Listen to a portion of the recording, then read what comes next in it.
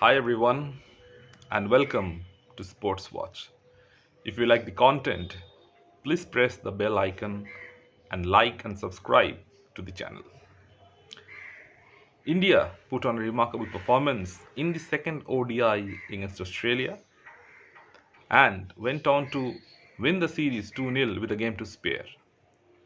Having put into bat first, India put a total of 399 for 5 on the board.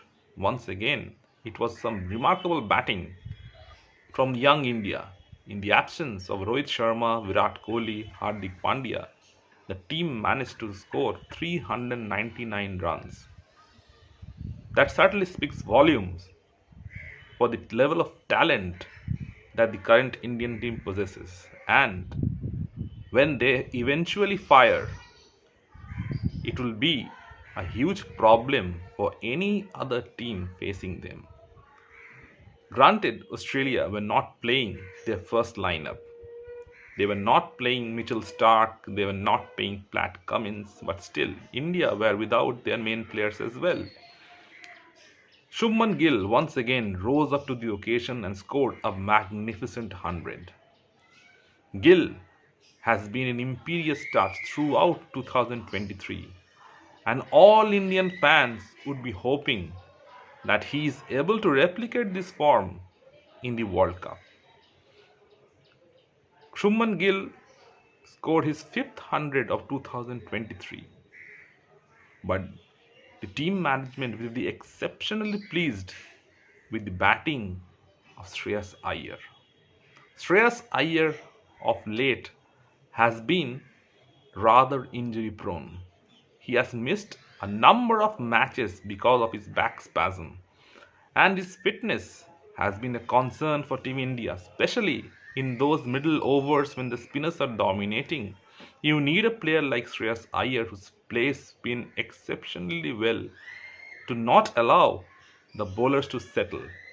Today, Shreyas Iyer, right from the moment he got into the crease, he looked like he wanted to dominate the bowling. At number 3, in the absence of Virat Kohli, Shreyas Iyer scored his 100. His most pleasing 100, and his celebration also showed that he was under pressure because in this current Indian team in the middle order, no one's position is secure. The kind of momentum that Sky put in the later half was also something to behold. Suryakumar Yadav in the beginning of the year struggled against Australia. He scored 3 consecutive ducks. But given his prowess in the shortest format of the game, Team India continued to back him. And now, just before the World Cup, this confidence put in Surya is beginning to bear fruits. In the last ODI against Australia, he spent some time in the middle.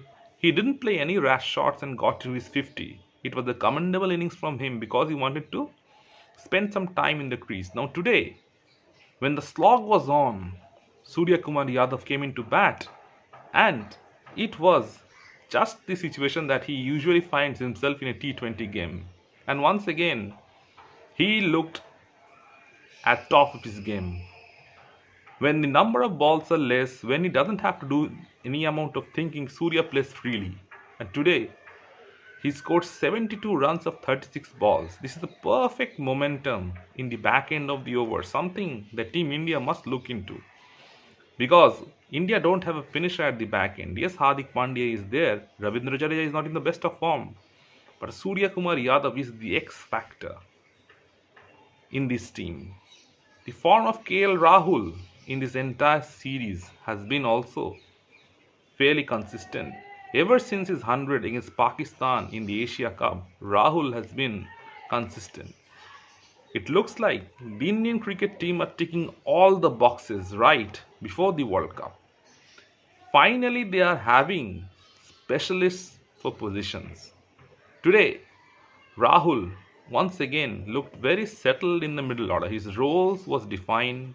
He didn't panic. He knew what to do, when to play those big shots. Like Ishan Kishan also, the roles for each player have been defined before the World Cup, and it is very important because India often struggles to play those middle overs. They don't know how to go about their work in the middle. It is in this position that the likes of Rahul, that the likes of Surya, that the likes of Ishan Kishan needs to flourish if India are to have a very good chance in the Cricket World Cup. The most important thing that the Asia Cup win and these two matches against Australia did was to add momentum. After the West Indies series, the India team were in tatters. Their lack of confidence was evident. Suddenly, after the Asia Cup, when those bunch of players played together more and more, they gelled as an unit, and that confidence kept on going, and it carried on into the series against Australia. In the absence of Virat Kohli and Rohit Sharma, in the absence of Jasprit Bumrah and Mohammad Siraj, the team still managed to win convincingly in both the matches. Another thing that is worth pointing out is the bowling of Ravichandran Ashwin. Now, Ashwin hasn't been selected in the World Cup. He has been placed in the reserves. But after today's bowling, the way that he bowled against Manas Labuschagne, the way that he got him out, the way that he flummoxed David Warner, the way that he got Inglis out, Rohit Sharma would be itching to play Ashwin in the first 11 as well. When Kuldeep Yadav, for example, has a bad day, or if Kuldeep Yadav is taken to the cleaners, then the option to play another bowler in Ashwin is always ready. The only problem that the India team has is Shardul Thakur. Once again, he went for plenty of runs. Granted, again, this was a short ground.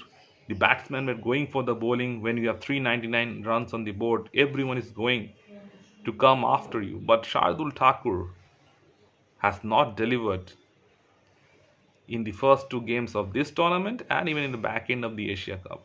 So whether they play Shardul or whether they play Shami in the World Cup, that would be a huge gamble. Before the Cricket World Cup starts, Team India are going into the tournament with the perfect momentum. They are the number one team across all formats. Now the pressure is on Team India. But the kind of cricket that they have played in the last few weeks, if they are able to produce that similar kind of cricket in the World Cup, it would be very difficult for any team to beat them. They are playing in India in their home conditions. The players who play regularly in the IPL are playing at home. So the confidence level would be high. The grounds would not be alien to them, and they would be playing in front of their home crowds, which is a huge advantage. And for the first time in some time, the Indian top order is in very good form. Shubman Gill came back into form, Rohit Sharma came back into form, Virat Kohli is in form, KL Rahul is in form. Now all that needs to happen is all of these guys click in the World Cup when it matters, because India are without an ICC trophy for nearly a decade now, and for Team India to succeed, it's once again their batting that needs to fire. In the first game against Pakistan in the World Cup, India should most definitely look to play Mohammad Shami, Mohammad Siraj, and Jasprit Bumrah along with Ravindra, Jadeja, and Kuldeep Yadav. Hardik Pandya is the all-rounder. Shardul Thakur shouldn't be playing that game because the pitch at Ahmedabad isn't some alien pitch where there would be plenty of swing, where there would be plenty of seam, and where the Pakistani bowlers would be a huge problem. You need some good bowlers over there.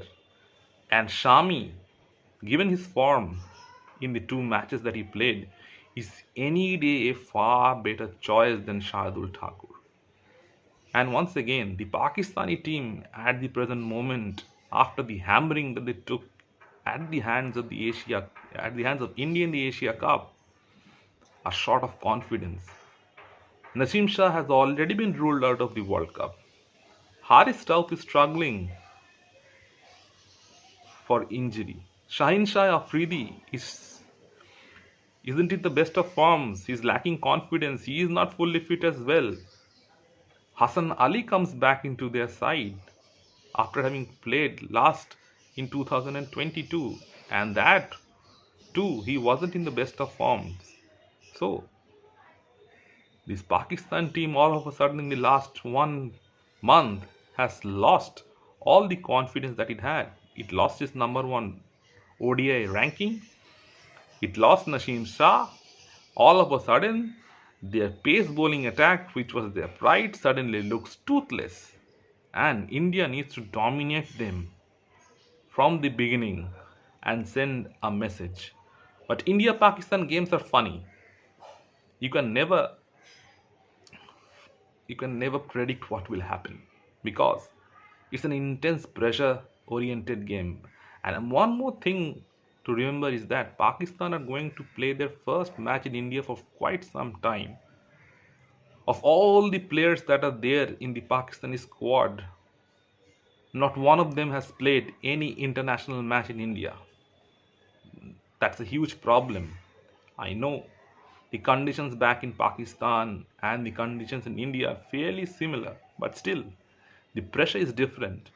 And when you have 100,000 people screaming on the top of your lungs, the pressure would be even more for the Pakistani team, who are at the moment bedazzled.